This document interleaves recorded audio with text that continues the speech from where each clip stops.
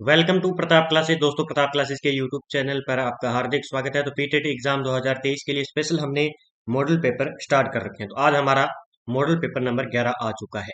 ठीक है, तो इसकी प्रताप क्लासेस के यूट्यूब पर आपको प्लेलिस्ट मिल जाएगी सारे मॉडल पेपरों की, जिसमें आपको इंडिया जी के, राजस्थान जी के करंट अफेयर्स, इंडिया का करंट अफेयर्स, यानी परीक्षा में जिस प्रकार आपके 50 प्रश्न आने वाले हैं, हूबहू उसी प्रकार के जो है 50 प्रश्न आपको इसमें टॉप एमसीक्यू मिलने वाले हैं। देखिए, अभी कल एक सूचना आई थी कि पीटेट के एग्जाम में नेगेटिव मार्क होगी, और जो है टाइम का मैनेजमेंट किया गया था। तो देखिए, वो आज वापस रिपोर्ट आ चुकी है। तो पीटेट के एग्जाम में नेगेटिव मार्क नहीं है। क्या नहीं है? माइनस मार्किंग नहीं है। ये आज रिपोर्ट आ चुकी है, तो डरना नहीं है आपको। सारे के सारे प्रश्न करके आने हैं अच्छी तरीके से, और सही ढंग से करके आने हैं। तो देखिए, आज के हम मॉडल पेपर की बात करते हैं। हमारे पहला प्रश्न है हमारा, सीकर में कांतली नदी के किनारे स्थित गणेश्वर सभ्यता के बारे में सत्य कथन बताइए। पहला प्रश्न है हमारा कि सीकर में कांतली नदी के किनारे स्थित गणेश्वर सभ्यता के बारे में सत्य कथन बताना है। और ये सीकर में कांतली नदी पर स्थित है कौन सी? गणेश्वर सभ्यता। और ये बार बार एग्जाम में पूछी जाती है। पहली बात तो पूछा क्या जाता है कि गणेश्वर सभ्यता है कहाँ पे? सीकर जिले के अंदर। दूसरा प्रश्न आता है कि किस नदी पर है? कांतली नदी पर। ठीक है। तीसरा प्रश्न आता है कि इसका उत्खनन किसने किया? तो रतन चंद्र अग्रवाल। अगर आपको आरसी अग्रवाल भी आ जाए तो यही आंसर होगा, क्योंकि शॉर्टकट में कहते हैं आरसी अग्रवाल। 1972 में इसका क्या किया? उत्खनन किया था। ये भी याद रखना है। यह 2800 साल पूर्व की सभ्यता है। सही है। इसे ताम्रयुगीन सभ्यता की जननी, ये याद रखना। ठीक है। और ताम्र संचयी की सभ्यता भी कहा जाता है। शॉर्टकट में पूछा जाता है कि ताम्रयुगीन की सभ्यता की जननी किसे कहा जाता है? गणेश्वर सभ्यता को कहा जाता है, जो कि कहाँ पे है? सीकर के अंदर। तो उपयुक्त सभी कथन क्या इसमें सत्य हो जाएंगे। देखिए, गणेश्वर सभ्यता कहाँ पे है? सीकर जिले के अंदर है। किस नदी पर? कांतली नदी पर स्थित है। इसका जो उत्खनन किया था 1972 में, वो किया था रतन चंद्र, जो है चंद्र अग्रवाल के द्वारा। ठीक है। इसे ताम्रयुगीन सभ्यता की जननी भी कहा जाता है। तो सारे कथन आपको याद रखने हैं। आगे देखिए, 2 नंबर प्रश्न, राजहंस किस जिले का वन्य जीव शुभंकर है? राजहंस, तो ये है नागौर जिले का। नागौर जिले का क्या है? राजहंस वन्य जीव शुभंकर है। आगे बात करेंगे। देखिए, 3 नंबर, राजस्थान में मानसून का प्रवेश होता है। राजस्थान में मानसून का प्रवेश कहाँ से होता है? बांसवाड़ा से प्रवेश होता है। कहाँ से? बांसवाड़ा से प्रवेश होता है। किसका? राजस्थान में मानसून का। अगला देखिए, 4 नंबर प्रश्न है हमारा, राजस्थान में सर्वाधिक औसत वार्षिक वर्षा वाला जिला कौन सा है? यानी जहां पे क्या होती है? औसत वर्षा होती है। ये हो जाएगा हमारा झालावाड़। ठीक है। तो याद रखना आपको, राजस्थान में सर्वाधिक वर्षा वाला स्थान कौन सा है? झालावाड़ है। ये आपको याद रखना है। ठीक है। अगर आपसे जिला पूछ लिया जाए, फिर तो आपको करना है झालावाड़। अगर आपसे पूछ ले वर्षा वाला स्थान कौन सा है, तो आपका आ जाएगा माउंट आबू। कौन सा आ जाएगा? माउंट आबू। इसमें थोड़ा कंफ्यूज मत होना। ठीक है। अगर आपसे पूछ ले कि राजस्थान में सर्वाधिक वर्षा वाला स्थान कौन सा है, तो माउंट आबू हो जाएगा स्थान। अगर आपसे जिला पूछा है तो झालावाड़ हो जाएगा। ठीक है। और उदयपुर, उदयपुर को कहते हैं झीलों की नगरी। इस प्रकार छोटे प्रश्न आ सकते हैं। बांसवाड़ा, जिसे 100 द्वीपों का कहा जाता है। ठीक है। आगे बात करेंगे। देखिए, इंदिरा गांधी शहर नहर की चौधरी कुंभाराम लिफ्ट नहर से राजस्थान के कौन से जिले लाभान्वित है? यहां से एक प्रश्न पक्का पूछा जाएगा, चाहे आप बीएसटीसी की तैयारी करो, पीटेट की। तो चौधरी कुंभाराम लिफ्ट नहर से राजस्थान के कौन से जिलों को क्या है? सिंचाई होती है। तो कौन से जिलों को? हनुमानगढ़ और चूरू, 2 जिलों को क्या होती है? चौधरी कुंभाराम लिफ्ट नहर से क्या होती है? सिंचाई परियोजना होती है। ये आपको याद रखना है।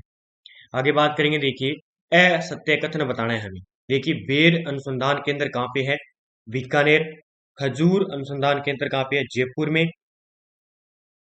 और खजूर अनुसंधान केंद्र कहाँ पे है? जयपुर में नहीं है। केंद्रीय शुष्क क्षेत्र उद्यानिकी अनुसंधान केंद्र बीचवाल बीकानेर में है। राष्ट्रीय बीजीय मसाला अनुसंधान केंद्र तबीची अजमेर के अंदर है। तो इसका असत्य कथन कौन सा हो जाएगा? बी इसका असत्य कथन हो जाएगा। तो जो खजूर अनुसंधान केंद्र है, ये कहाँ पे है? बीकानेर के अंदर। कहाँ पे? बीकानेर के अंदर। ये आपको याद रखना है। आगे बात करते हैं। देखिए, राजस्थान की सबसे पुरानी डेयरी पद्मा कहाँ स्थित है? सबसे पुरानी डेयरी, और बार बार एग्जाम में पूछा जाता है। और ये है कहाँ पे? ये है अजमेर के अंदर। कहाँ पे? अजमेर के अंदर है। ठीक है।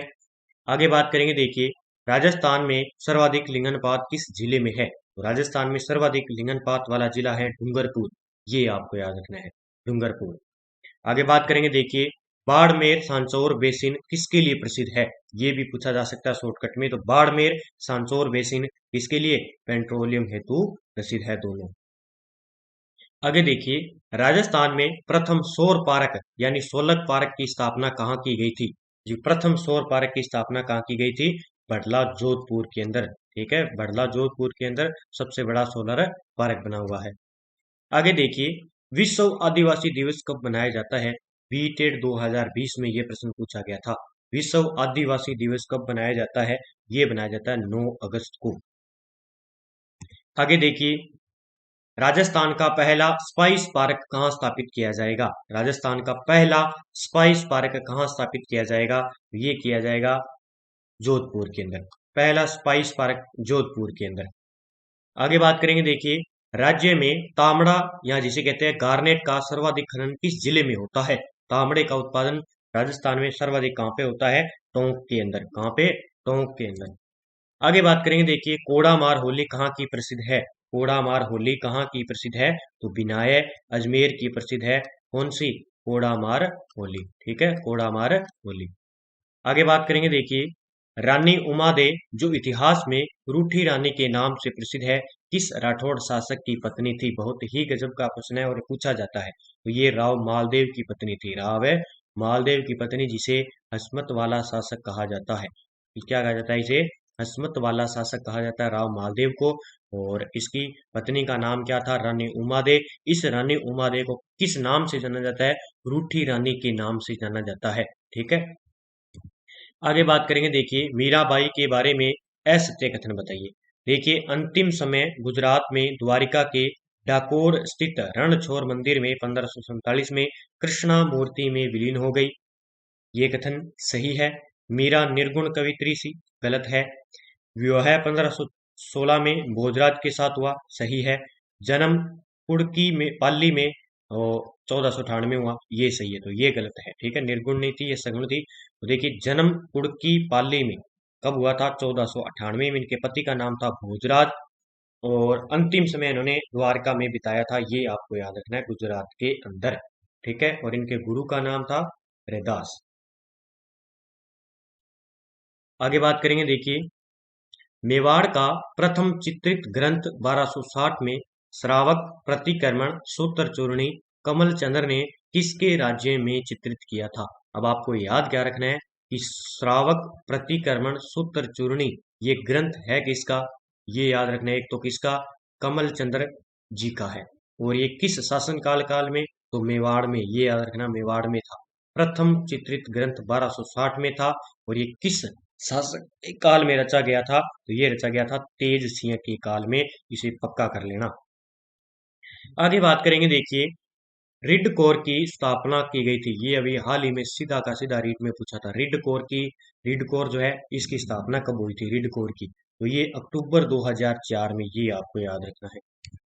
आगे बात करेंगे, देखिए सालिम सिंह की हवेली, नथमल की हवेली, पटुओं की हवेली किस जिले में है? तो ये सारी हवेलियां कहाँ पे है? जैसलमेर के अंदर है। कहाँ पे? जैसलमेर के अंदर।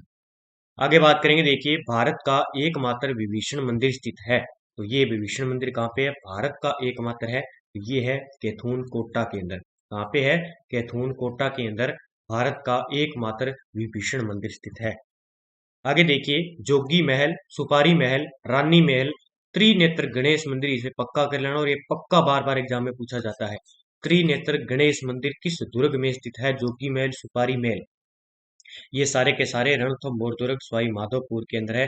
ये आपको पक्का तो इसको करना है। त्रिनेत्र गणेश मंदिर आ जाए तो सवाई माधोपुर रणथंभौर दुर्ग।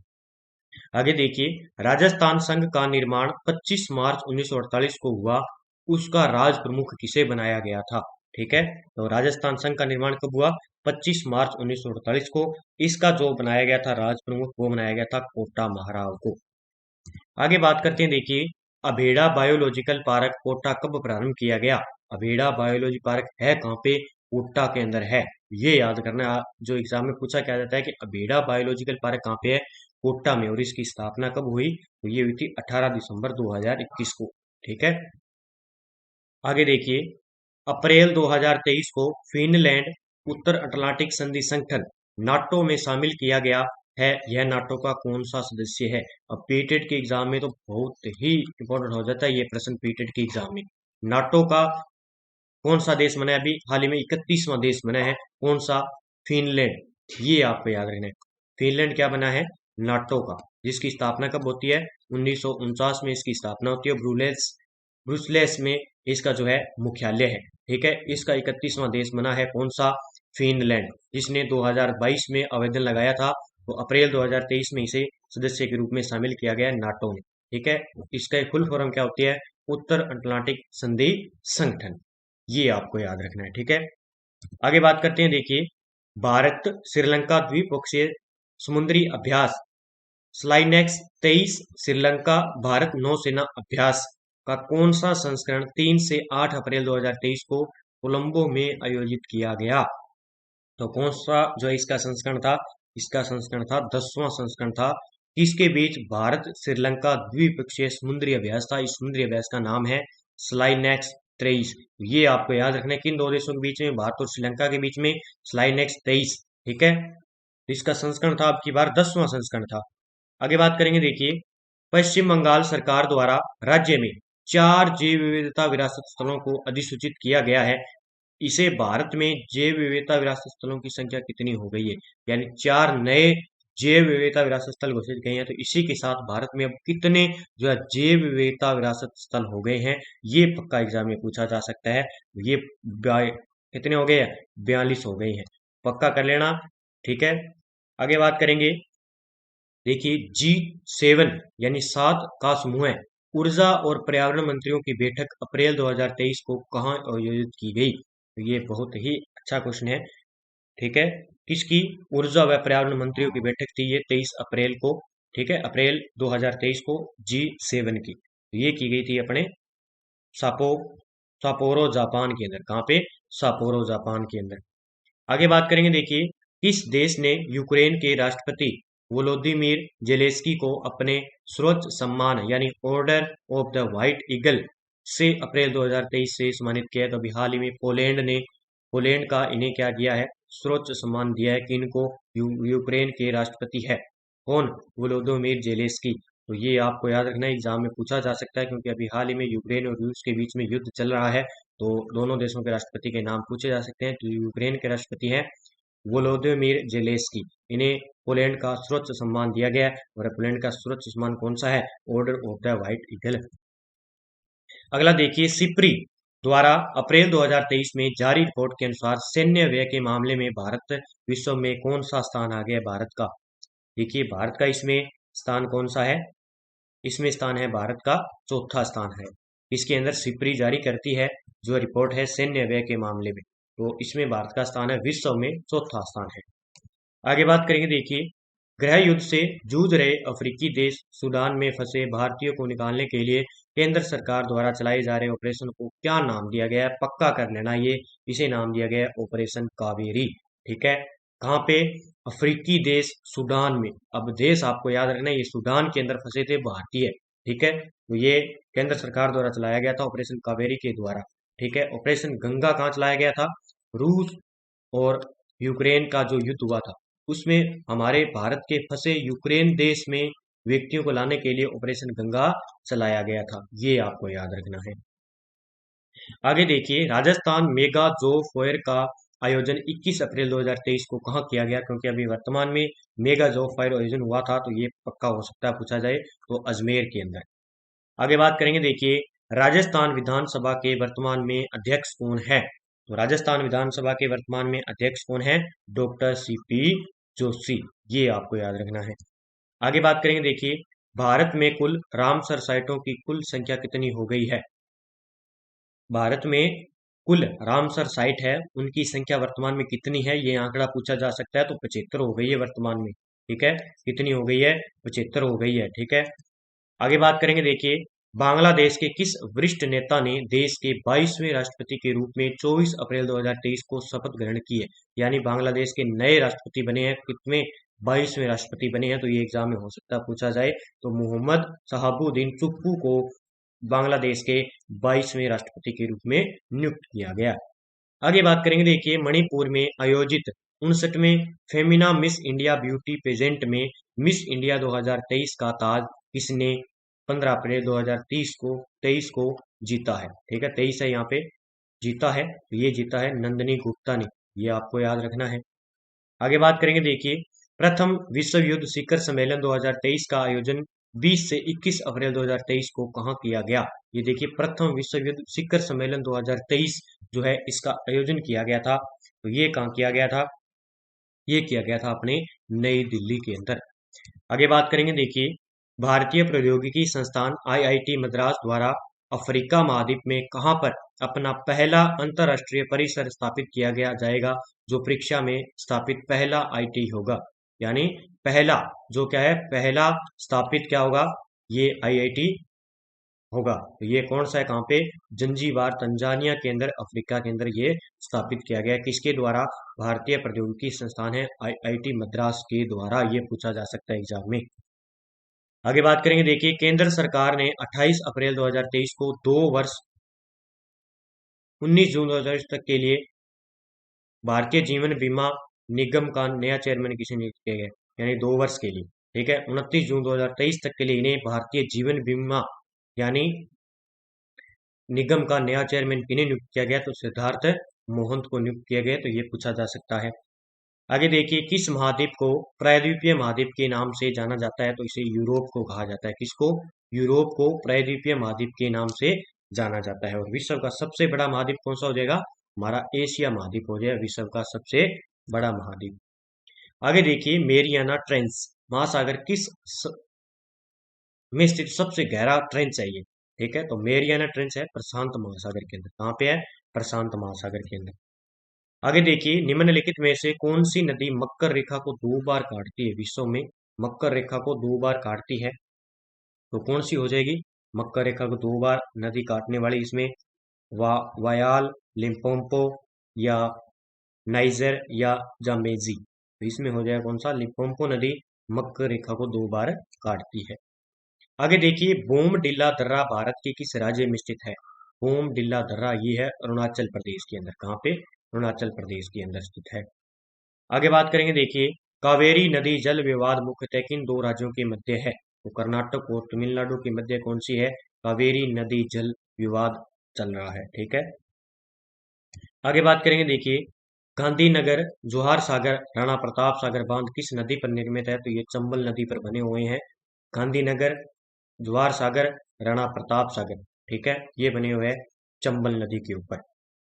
आगे बात करेंगे, देखिए सिंह भूमि यानी झारखंड किसके लिए प्रसिद्ध है, ये सिंह भूमि स्थान कहाँ पे है, झारखंड के अंदर, तांबा के लिए प्रसिद्ध है।